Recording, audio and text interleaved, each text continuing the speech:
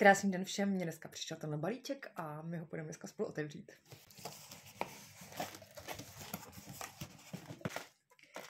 Já tady mám nějaký novinky, na který jsem strašně zvědavá, takže jdeme je pomalu vytáhnout. Jedna z věcí, kterou jsem si moc oblíbila, tak je prací program. A tenhle prací gel je speciální gel na speciální prádlo, takže takové to, které je velmi citlivé, jako jsou krajky, hedvábí, vlna a tak dále. Z pracího programu jsem ještě zvolila tuhle novinku a to je sprej na žehlení, který to prádlo, je to voňavá voda na žehlení a samozřejmě vám to krásně změkčí, ale i voní, takže to budu zkoušet. Já dlouhodobě beru kolagen a omegu, takže ty jsou pro mě. Mám osvěžovač vzduchu, mám tady 2. Mě voní oba. Tady mám třešeň, která voní úplně úžasně, je to barbadoská třešeň, myslím, že to je nejoblíbenější asi osvěžovač vzduchu. Tady to je květinová vůně a já si přiznám, že mě voní oba. Takže já mám v jedné koupelně jeden a v druhé druhý. Tady mám nějaké věci na domácnost a je to gel na nádobí, mycí gel, hořčice, šťovík a glycerin je uvnitř tady toho jaru a mě strašně vyhovuje na ruce, takže mě nevysušuje a mám ho moc ráda a je takový strašně příjemný na mytí, je to takový spíš mejdýlko než jar. Potom další věc, kterou tu mám, tak je čistič odpadu, protože my máme takový ty moderní odpady, kde nejde dacítko. Takže já mám většině problém, že máme všude vlasy a tohle je úplně báječný, protože vám to rozpustí tuky, vlasy, papír a takové ty věci, co se vám dostanou třeba do odpadu.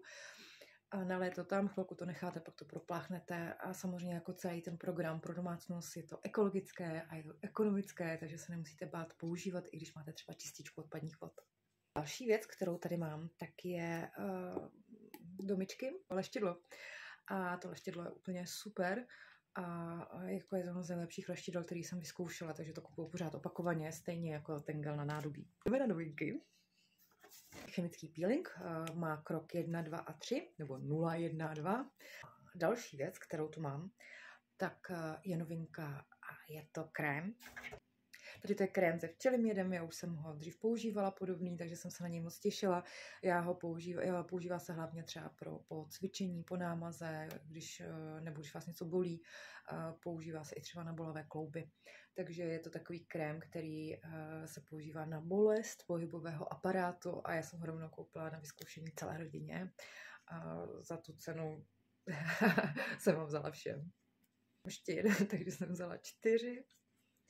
A ještě tady mám z té řady pro zdraví, mám tady krém z chili, je to hřejivý tělový balzám a používá se na masáže před a po tréninku a já ho používám, když chodím běhat.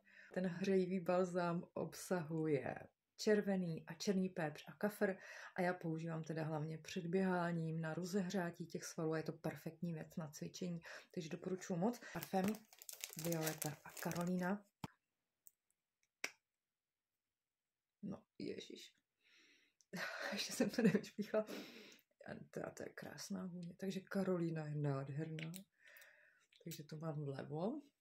A jinak jsou to parfémy, jsou poměrně silné, takže stačí opravdu málo.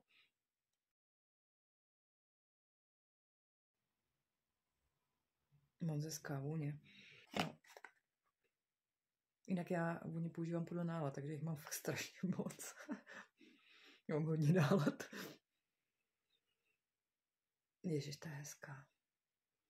Je pak někam sem kadám, co tam je.